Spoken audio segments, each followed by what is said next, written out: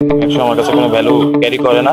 Eventually এটা নিয়ে কোনো আসলে আমার কাছে মনে হয় শেয়ার করার কিছু আছে। অবভিয়াসলি ম্যাচটা জিততে পারলে হয়তো এই মোমেন্টটা অনেক ইম্পর্টেন্ট থাকতো। দলের কথা যদি একটু বলতেন, আপনি বাকি ব্যাটারদের কাছ থেকে সেরকম সাপোর্ট পাননি, বাট তারপর নিজে একাই লড়াই করে চালিয়ে যাচ্ছেন। এই জিনিসটা আসলে কি বাকিদের মধ্যে একটু সাহস বাড়াবে কিনা পরবর্তীতে? না, অবভিয়াসলি দেখেন ক্রিকেট সবসময় টিম গেম। আমার কাছে মনে হয় যে ইন্ডিভিজুয়াল কোনো কিছুই না। টিম হিসেবে আমাদের ভালো খেলাটা খুব ইম্পর্টেন্ট এবং অবভিয়াসলি টুর্নামেন্টে যে জায়গায় আছি আমরা আমাদের অ্যাজ এ টিম হিসেবে ভালো করতে হবে। টু বি অনেস্ট উইকেট খুব একটা সকালে ভালো ছিল না, বাট আমার কাছে মনে হয় যে মোহামেডানের ওনারা ব্যাটসম্যানরা খুব ভালো ব্যাটিং করেছে সময় নিয়ে।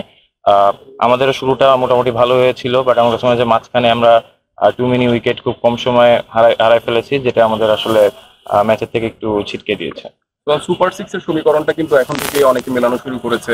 আপনিও নিশ্চয়ই, আপনার মাথায়ও সেই চিন্তা ভাবনা আছে, পরবর্তী ম্যাচগুলো নিশ্চয়ই আপনাদের জন্য অনেক বেশি গুরুত্ব। না, অবভিয়াসলি দেখেন আমার কাছে মনে হয় যে এরকম টিম অবশ্যই সুপার লিগে কম্পিটিটর। তো আমার কাছে মনে হয় যে ওইখান থেকে পারফর্ম করাটা ইম্পর্টেন্ট, যেটা বললাম যে ইন্ডিভিজুয়াল কোনো কিছু না, এজ এ টিম হিসেবে আমরা ভালো পারফর্ম করতে চাই এবং যেহেতু এখন নেক্সট 4টা ম্যাচ আছে আমার কাছে মনে হয় যে ম্যাচ বাই ম্যাচ পারফর্ম করাটা ইম্পর্টেন্ট। ওভারঅল বিপিএল নিয়ে যদি বলেন কেমন হলো, কেমন যাচ্ছে ফ্রম ব্যাটিং সাইড ও বোলিং সাইড, সরি ডিপিএল না, অবভিয়াসলি দেখেন টিমে আমার কাছে মনে হয় যে যে টিম আছে আমরা আমাদের জায়গা থেকে সর্বোচ্চ দেওয়ার চেষ্টা করতেছি এবং যেটা বললাম যে টিম হিসেবে খেলাটা ইম্পর্টেন্ট। হয়তো প্রপারলি টিম হিসেবে খেলাটা এখনো খেলতে পারতেছি না আমরা।